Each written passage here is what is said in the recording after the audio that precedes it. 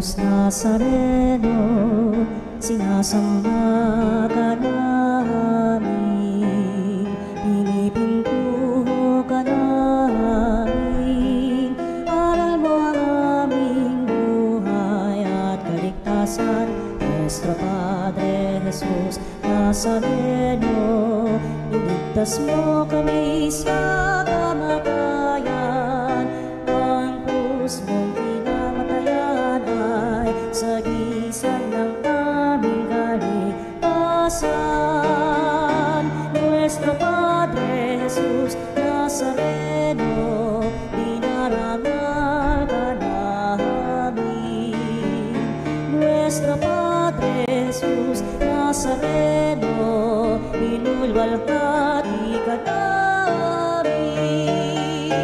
Nuestro Padre Jesus Nazareno, inarangal ka namin.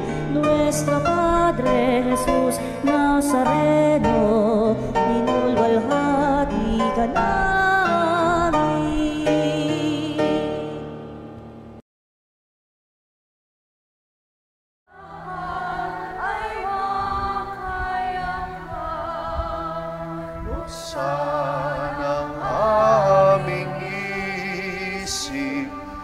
Sikatan ng liwanag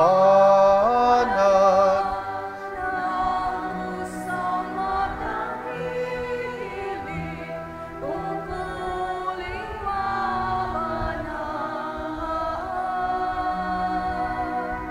Buksan ang aming panal, sarili maialay.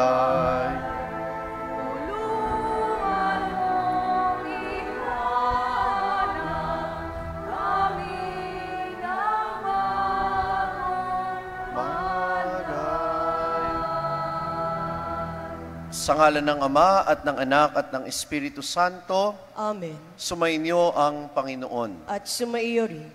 Mga kapatid, upang maging marapat tayo sa banal na pagdiriwang, pagsisihan natin ang mga nagawang kasalanan.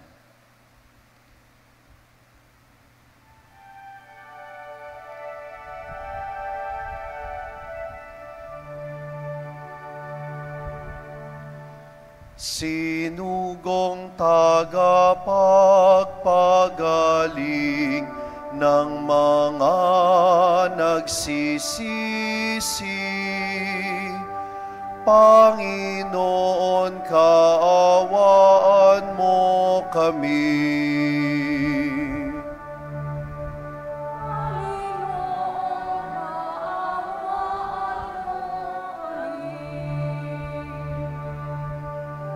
Dumating na tagapaganyayang mga makasalanay magsisi. Kristo, kaawaan mo kami.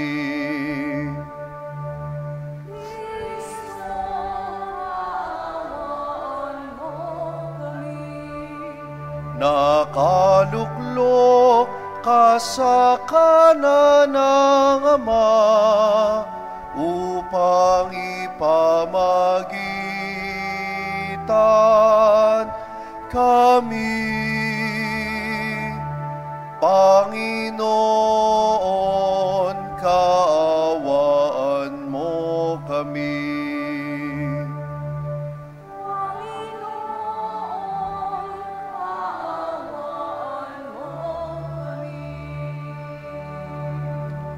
Kaawaan tayo ng makapangyarihan Diyos, patawarin tayo sa ating mga kasalanan, at patnubayan tayo sa buhay na walang hanggan. Amen. Manalangin tayo.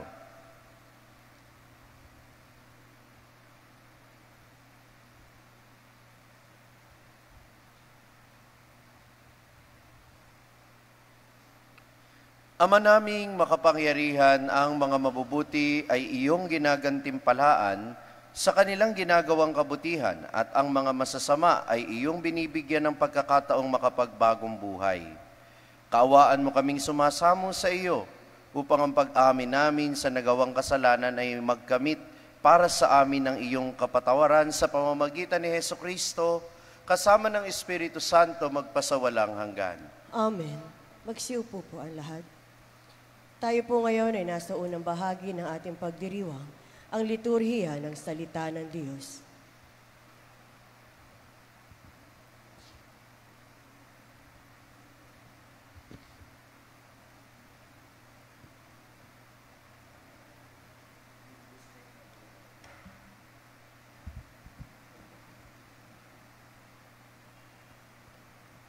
Ang salita ng Diyos mula sa aklat ni Propeta Isaias.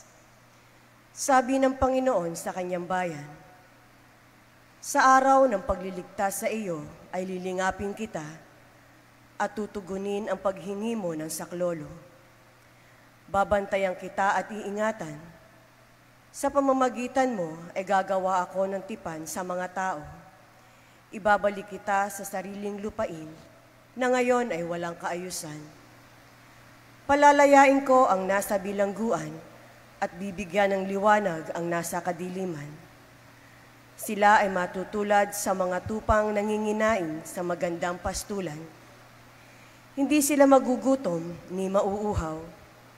Hindi rin daranas na matinding init ng sikat ng araw at disyerto, sapagkat papatnubayan sila noong isa na nagmamahal sa kanila.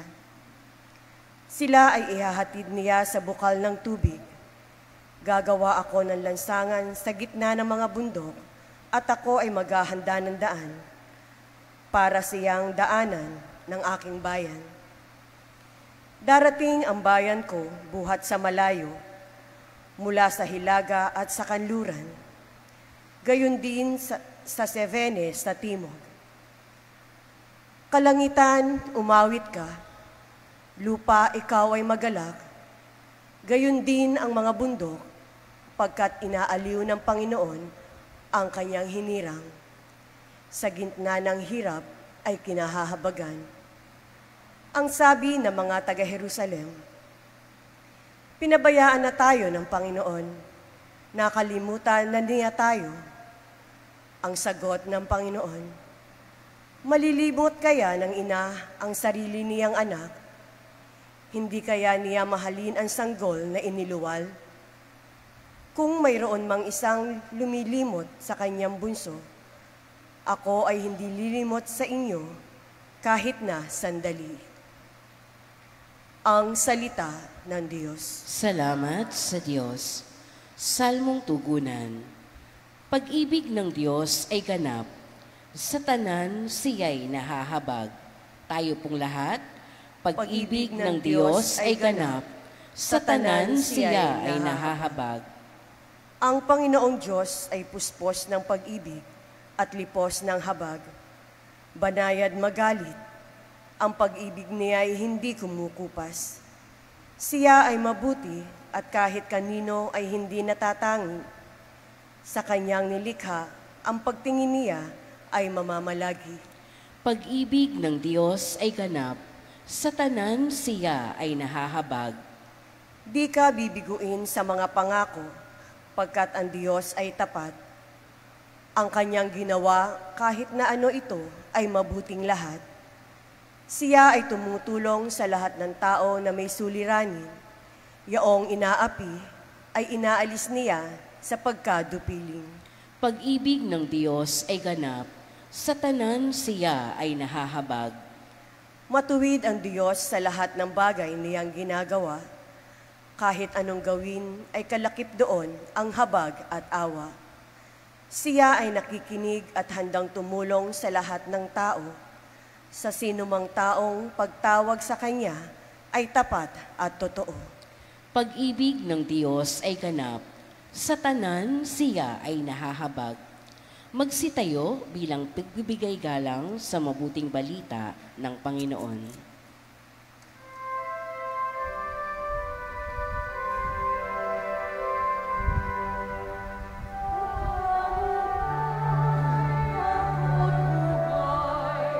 Nabubuhay sa sinumang ako'y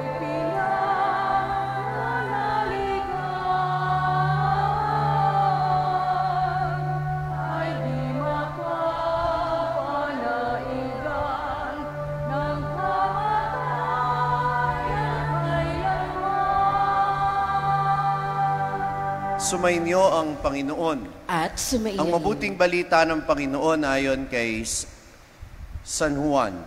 Papuri sa iyo, Panginoon. Noong panahong iyon, sinabi ni Jesus sa mga Hudyo, ang aking ama'y patuloy sa paggawa at gayon din ako. Lalong pinagsikapan ng mga Hudyo na patayin siya sapagkat nilabag na niya ang batas tungkol sa araw ng pamamahinga ay sinasabi pa niyang ang Diyos ang kanyang Ama at sa gayoy ipinapantay ang sarili sa Diyos. Kaya't sinabi sa kanila ni Jesus, dapat ninyong malaman na walang ginagawa ang anak sa kanyang sarili lamang. Ang ginagawa niya ay ang nakikita niyang ginagawa ng Ama. Ang ginagawa ng Ama ay siya ring ginagawa ng anak sapagkat minamahal ng Ama ang anak at ipinakikita sa anak ang lahat ng ginagawa niya. At higit pa sa mga ito, ang mga gawaing ipakikita sa kanya ng Ama at manggigilalas kayo. Kung paanong binubuhay ng Ama ang mga patay, gayon din naman bubuhayin ng anak. Ang sino mang nais niyang buhayin, hindi humahatol kanino man ang Ama. Ibinigay niya sa anak ang buong kapangyarihang humatol upang parangalan ng lahat ng ang anak. Tulad ng kanilang pagpaparangal sa Ama, ang hindi nagpaparangal sa anak ay hindi nagpaparangal sa amang nagsugo sa anak. Sinasabi ko sa inyo, ang nakikinig sa aking salita at nananalig sa nagsugo sa akin ay may buhay na walang hanggan. Hindi na siya hahatulan, kundi inilipat na sa buhay mula sa kamatayan. Tandaan ninyo, darating ang panahon, ngayon na nga, na maririnig ng mga patay ang tinig ng anak ng Diyos, at ang makinig sa Kanya ay mabubuhay. Ang Ama ang may kapangyarihang magbigay buhay at ang anak ay binigyan niya ng kapangyarihang magbigay buhay. Binigyan din siya ng kapangyarihang humatol sapagkat siya ang anak ng tao. Huwag ninyo itong pagtakhan sapagkat darating ang oras na maririnig ng mga patay ang kanyang tinig. Sila'y muling mabubuhay at lalabas sa kinalilibingan nila. Lahat ng gumawa ng mabuti ay pagkakalooban ng buhay na walang hanggan at lahat ng masama ay parurusahan. Wala akong ginagawa sa sarili ko lamang. Humahatol ako ayon sa sinasabi sa akin ng Ama, kaya't matuwid ang hatol ko.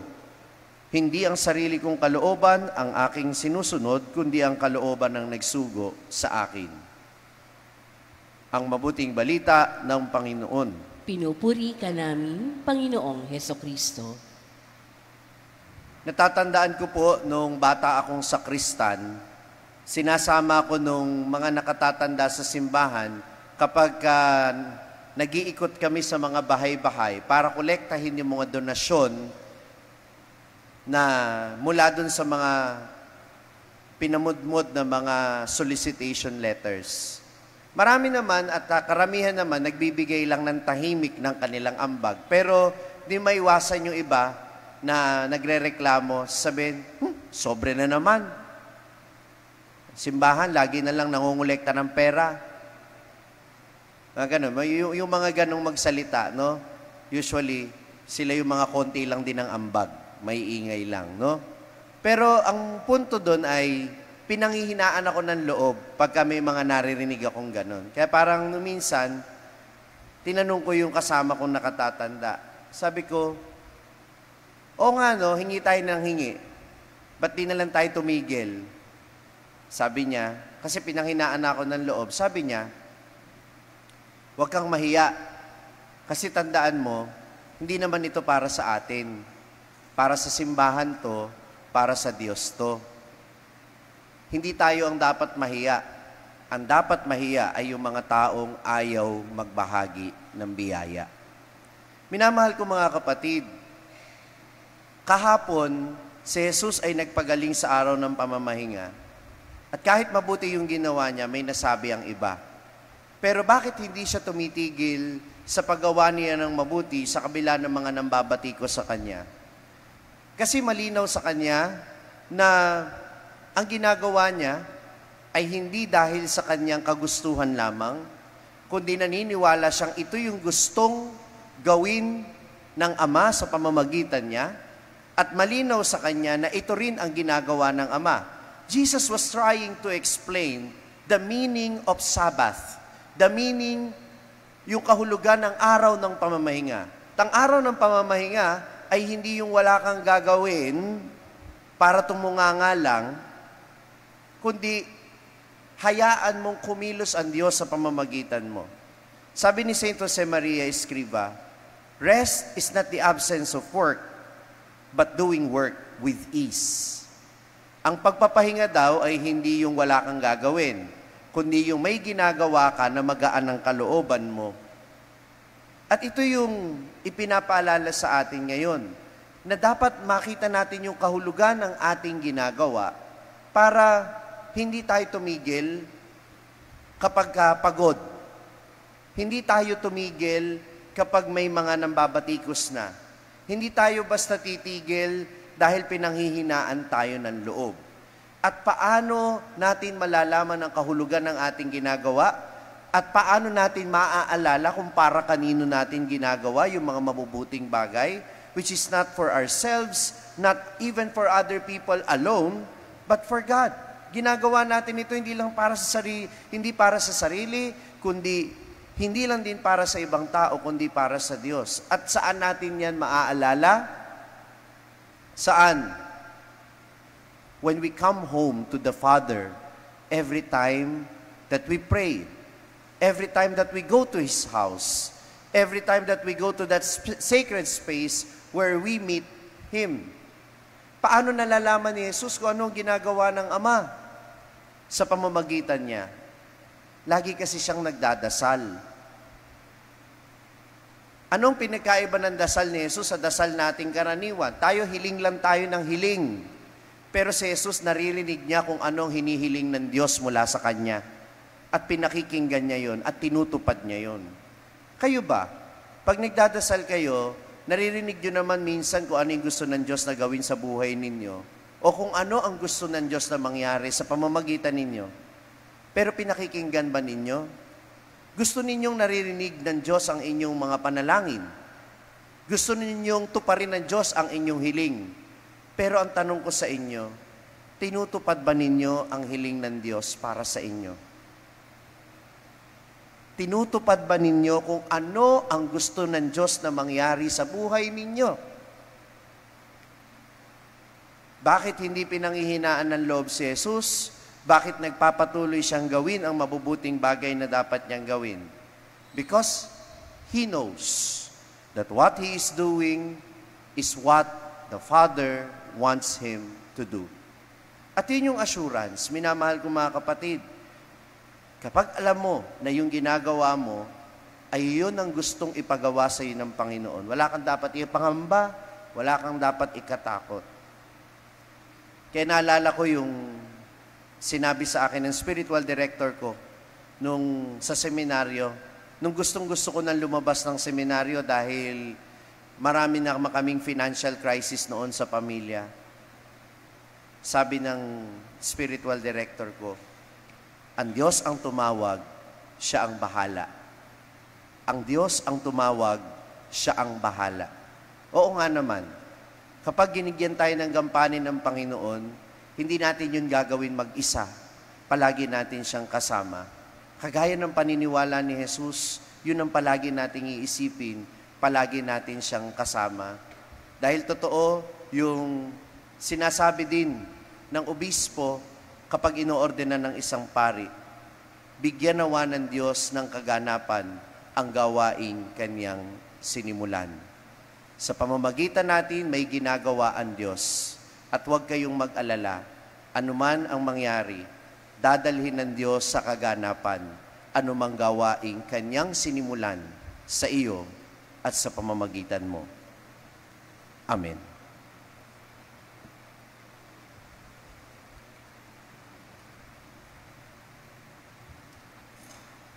Magsitayo.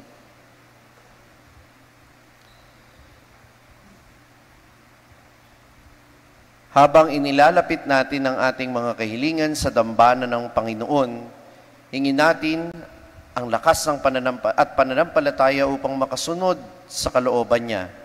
Panginoon, dinggin mo ang aming panalangin. Panginoon, dinggin mo ang aming panalangin. Ang simbahan naway maging gabay ng kanyang mga kasapi sa daan ng kabutihan at dalihin sila sa pag-ibig ng Diyos. Manalangin tayo sa Panginoon. Panginoon, dinggin mo ang aming panalangin. Atin nawang talikuran ng kasalanan ng buong puso at maging masunurin sa mga batas ng Diyos. Manalangin tayo sa Panginoon. Panginoon, dinggin mo ang aming panalangin. Ang lahat na nagdaranas ng pagsubok at pag-uusig dahil sa kanilang pananampalataya, nawa ay magtiyaga at magtiwala sa Diyos. Manalangin tayo sa Panginoon. Panginoon, dinggin mo ang aming panalangin. Atin nawang masundan ang halimbawa ni Jesus at makiayon tayo sa kalooban ng Diyos. Manalangin tayo sa Panginoon. Panginoon, dinggin mo ang aming panalangin. Ang mga yumao, nawa ay makatanggap ng ipinangako ng Diyos na buhay na walang hanggan. Manalangin tayo sa Panginoon. Panginoon, dinggin mo ang aming panalangin. Isama natin sa panalangin ang intensyon ng mga nagpamisa at idulog natin sa Panginoon ang ating mga kahilingan.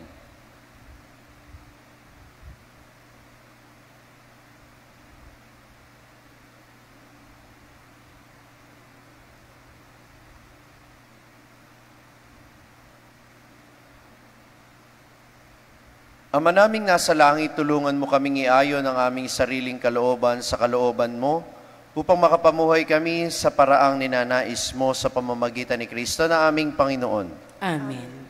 Magsiupo. Tayo po ngayon ay nasa ikalawang bahagi ng ating pagdiriwang, ang liturhiya ng Eucharistia.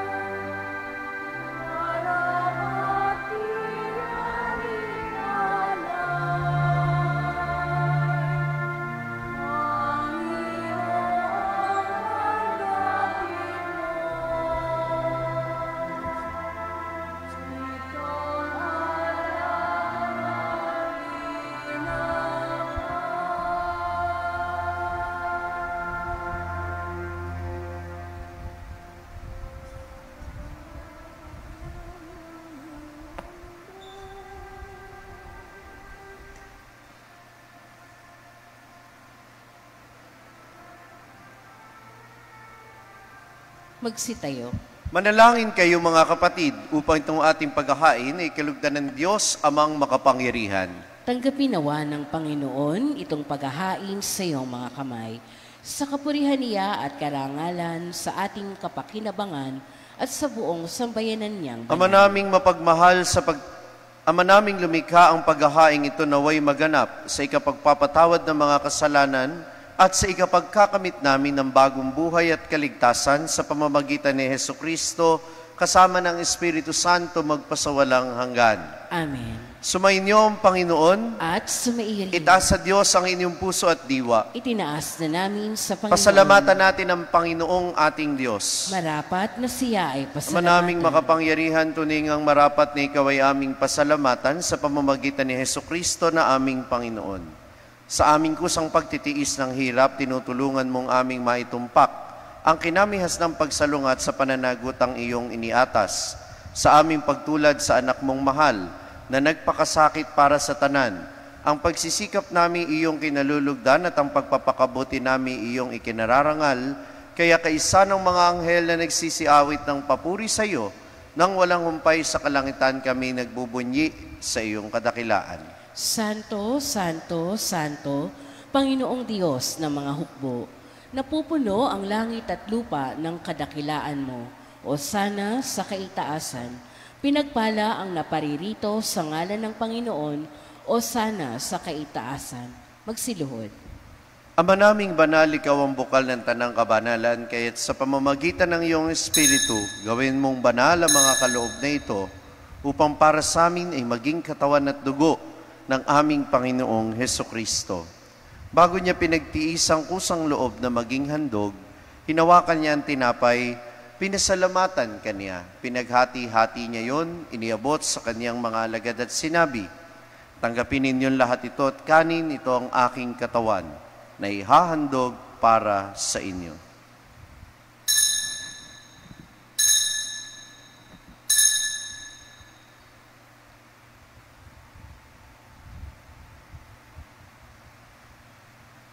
Gayon din naman, nung matapos ang hapunan, hinawakan niya ang kalis, muli kanyang pinasalamatan, iniabot niya ang kalis sa kanyang mga alagad at sinabi, "Tanggapin ninyong lahat ito at inumin, ito ang kalis ng aking dugo, ng bago at walang hanggang tipan, ang aking dugo na ibubuhos para sa inyo at para sa lahat, sa ikapagpapatawad ng mga kasalanan, gawin ninyo ito sa pag-alala sa akin."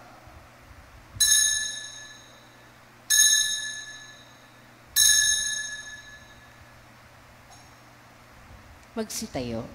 Ipagbunyi natin ang misteryo ng pananampalataya. Si Kristo ay namatay, si Kristo ay muling nabuhay, si Kristo ay babalik sa wakas ng panahon.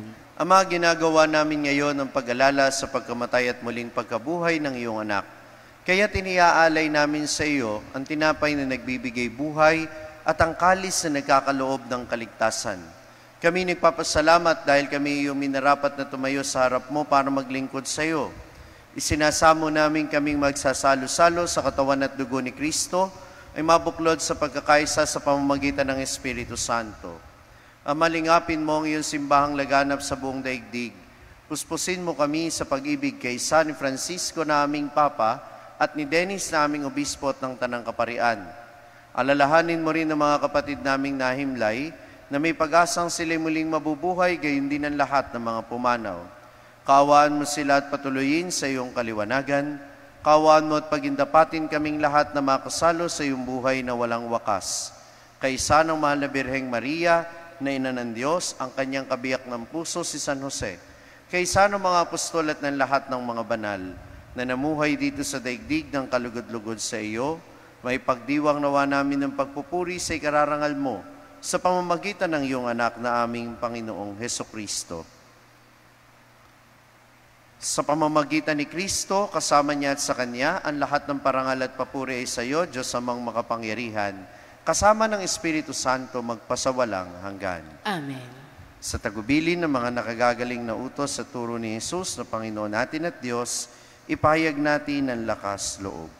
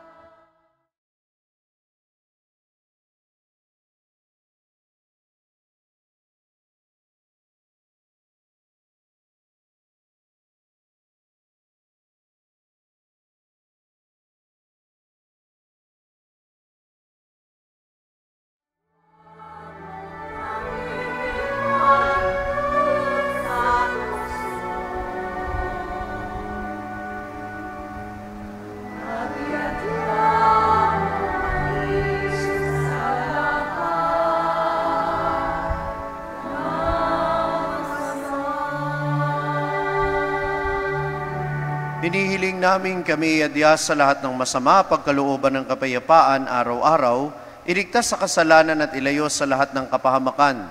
Samantalang aming pinananabikan ng dakilang araw ng pagpapahayag ng tagapagligtas naming si Hesukristo. Sapagkat iyo ang kaharian at ang kapangyarihan at ang kapurihan magpakailanman. Amen. Panginoong Hesukristo, sinabi mo sa iyong mga apostol, kapayapaan ang iniiwan ko sa inyo, ang aking kapayapaan ang ibinibigay ko sa inyo. Tunghayan mo ang aming pananampalataya at huwag ang aming mga pagkakasala. Pagkalooban mo kami ng kapayapaan at pagkakaisa ayon sa iyong kalooban, kasama ng Espiritu Santo magpasawalang hanggan. Amen. Ang kapayapaan ng Panginoon ay lagi nawang sumainyo. At sumairing. Magbigayan kayo ng kapayapaan sa isa't isa.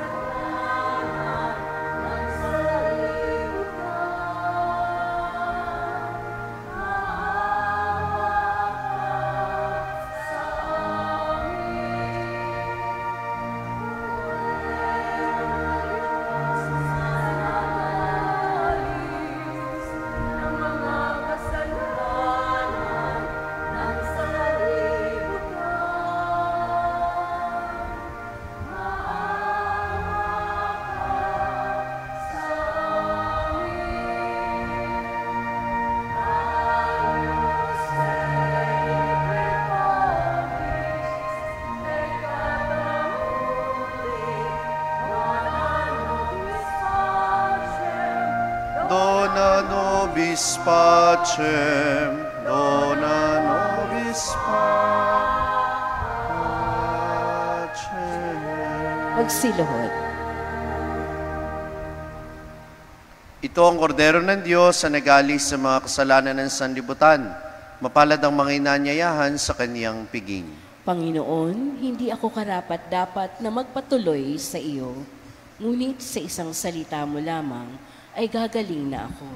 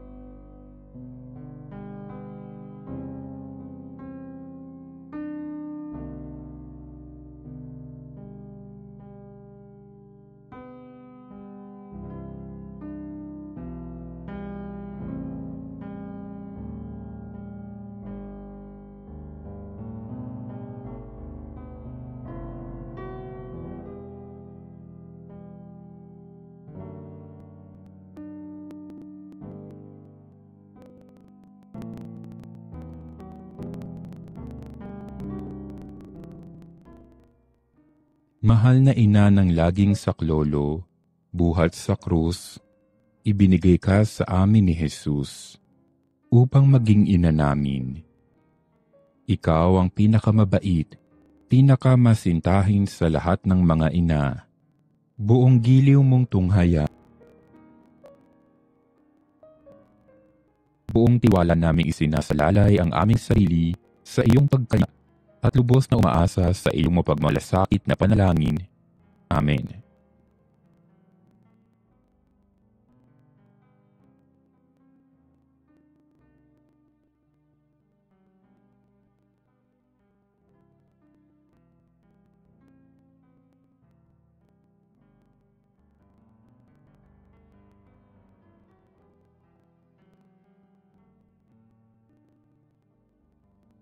Panalangin sa karangalan ng Nuestro Padre Jesus Nazareno. O Jesus Nazareno, katamis-tamisan naming manunubos, sa harap mo ngayon naririto kami't nangangayupapa at nagsisisi ng taos-puso sa aming pagiging walang tutanggap mo sa amin ang iyong biyaya. Maging tagapamagitan nawa ang iyong ina, ang kalinisanisang Birheng Maria.